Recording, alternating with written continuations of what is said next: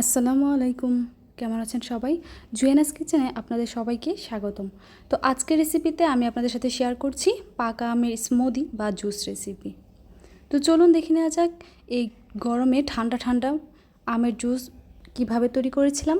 প্রথম একটা ব্লেন্ডারের জগে আমি দিয়ে দিব প্রায় 1 কাপ পরিমাণ আম। এগুলো পাকা আম টুকরো করে কেটে নিয়েছিলাম। 1 টেবিল চামচ পরিমাণ চিনি দিয়েছি, আপনারা চাইলে বাড়িয়ে দিতে পারেন। দিয়েছি 1 টেবিল চামচ পরিমাণ গরুর দুধ আর 2 কাপ পরিমাণ দুধ দিয়ে দিব এখানে। ফ্রিজে নর্মালি থাকা লিকুইড দুধ দিয়েছি প্রায় 2 কাপের মতো। খুব ভালোভাবে এটাকে ব্লেন্ড করে নিব। চাইলে ছেঁকে নিতে পারেন, কিন্তু খুব ভালোভাবে ব্লেন্ড করে নিলে আর ছাকার প্রয়োজন নেই। এখন একটা গ্লাসে কিছু বরফের টুকরো দিয়ে দিব, তারপর ঢেলে দিব জুসটা।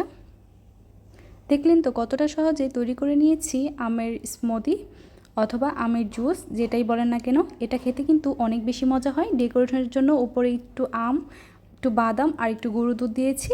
দেখতে পাচ্ছেন কতটা সুন্দর দেখা যাচ্ছে। চাইলে কিন্তু এখন বাসায় তৈরি করে নিতে পারেন আপনারা এত সুন্দর একটা পাকা আমের জুস বা স্মুদি। বাচ্চা থেকে বড় সবাই পছন্দ করবে। আশা করি আজকের রেসিপি ভালো লেগেছে।